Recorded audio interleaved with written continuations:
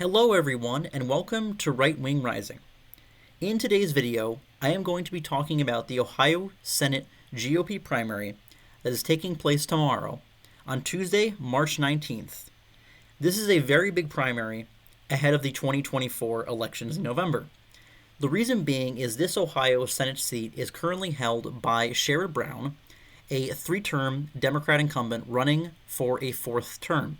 Now, whoever wins this nomination has a good chance to unseat Brown, although it won't be easy, as Brown does like to play the moderate card, although he's very much a fake moderate, as he votes with Joe Biden and any far-left Democrat position almost 99% of the time.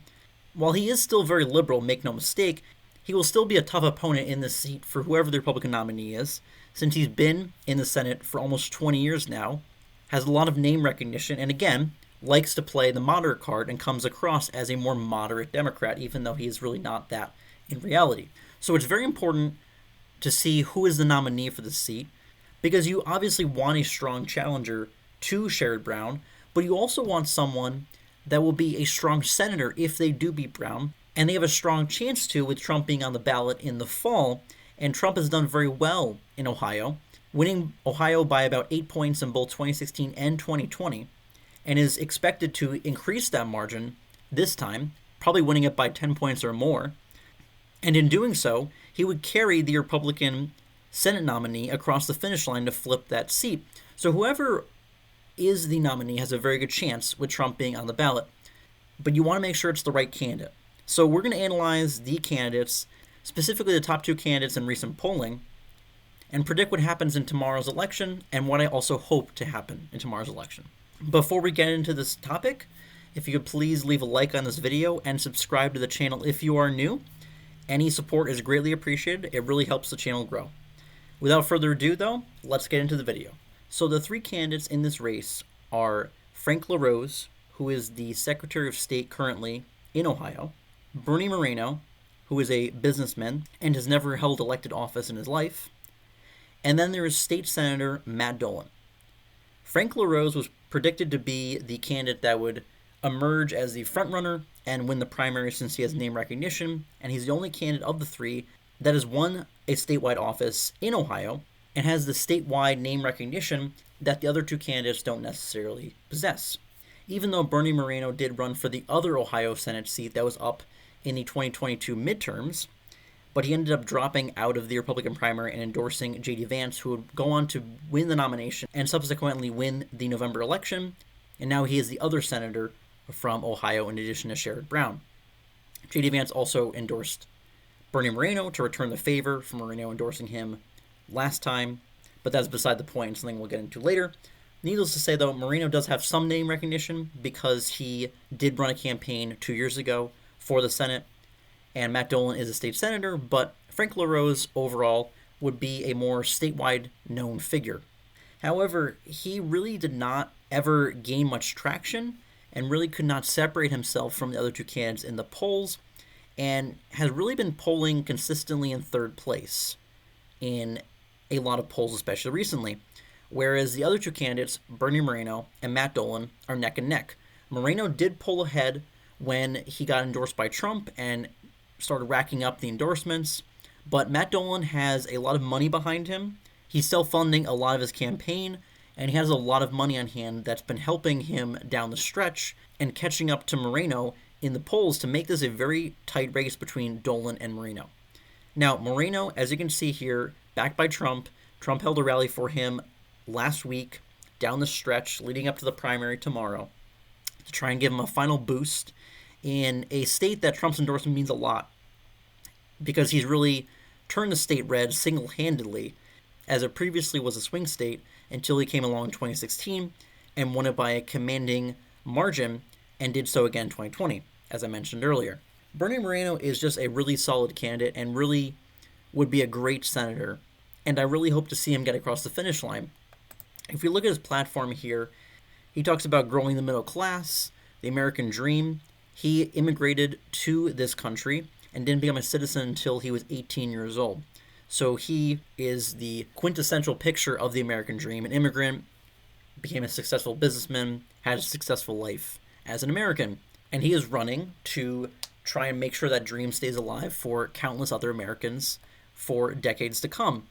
And if we look at his platform here, it's pretty solid. He has 15 priorities: empowering parents to make education choices, the border, stop amnesty, and specifically calling out the Mexican drug cartels is very important, restoring election integrity, cutting government spending, ending inflation, anti-growth regulations being slashed, talking about China, talking about big tech. And I also like his pro-life priority. Since he's talking about protecting moms, families, and life, Republicans should also be focused on giving resources to pregnant women, especially those that are facing pregnancies in not ideal situations, since a lot of abortions happen due to not having the financial means or planning for a child. So that's a very important messaging. And he also says he would support a ban on late-term abortions, which, again, good messaging on calling out the Democrats' extreme position on the issue and playing offense instead of always playing defense like Republicans like to do, unfortunately. And he also talks about then law enforcement, defending the Second Amendment and constitutional rights, energy independence, term limits.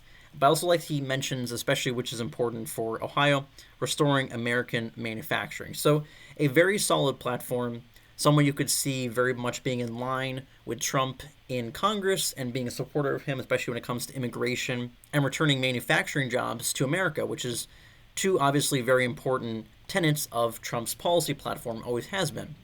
Now, Matt Dolan likes to say some of the same things. He was a big supporter of Ukraine initially. He was one of those politicians that was saying it's in our best national interests to fund Ukraine, help them in their fight against Russia, when really it's not, and it's just sending more foreign aid overseas. That's one thing his record has been murky on at best. He also is another candidate that ran in 2022, finishing 10 points behind J.D. Vance. And he also ran a much more moderate, neoconservative, Rhino-esque campaign last time, very much distancing himself from Trump. And this time he's much more embracing Trump, being much more conservative on his platform. It just seems very ungenuine. And it comes across that way. And he comes across as someone who would say, I'm going to stand by Trump, just like Romney did in 2018, and then immediately becomes the biggest rhino once getting in Congress and wants nothing to do with Trump and just bashes him 24/7. I definitely could see that being Matt Dolan. On top of that, it's kind of ironic that one of the issues he has on his issues page is fighting against cancel culture, because his family owns the Cleveland Guardians, formerly the Cleveland Indians, and it's under their watch that the name got changed due to the same cancel culture that he's talking about on this page, because, oh, the old name of Indians was racist, even though it was a beloved franchise with a beloved mascot that has now been completely changed. Now, some might say he's not directly overseeing the day-to-day operations of the baseball franchise, but a simple phone call from his family to push back on this idea and say, no, we're not changing this name, is all it would have taken. So how can we expect him to fight cancel culture or for his constituents, his conservative constituents, on any other major issue in the United States Senate if he can't even fight for his family's baseball team not to change their name due to cancel culture?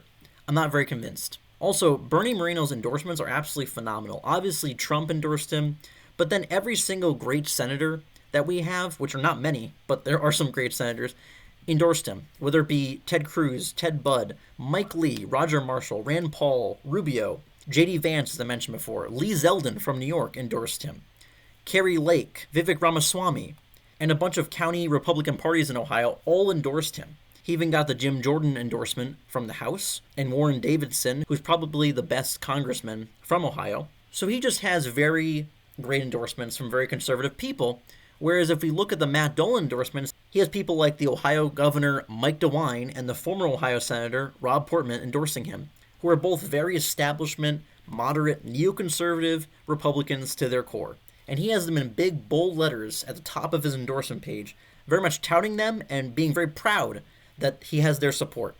So not exactly the people that I would want my ideal candidate associating with or rubbing elbows with, so that's another red flag for me. So between his position on Ukraine, bending the knee to cancel culture, and the people that are getting in line to support him, I'm very, very skeptical of Matt Dolan and really hope he is not the nominee. I'd much rather have Bernie Moreno, who is not an elected official, has never held political office. He's a political outsider, a businessman in the mold of J.D. Vance, the other senator from Ohio who had also not held elected office before being elected to the Senate, and he's probably our best senator currently. He's been phenomenal since being elected.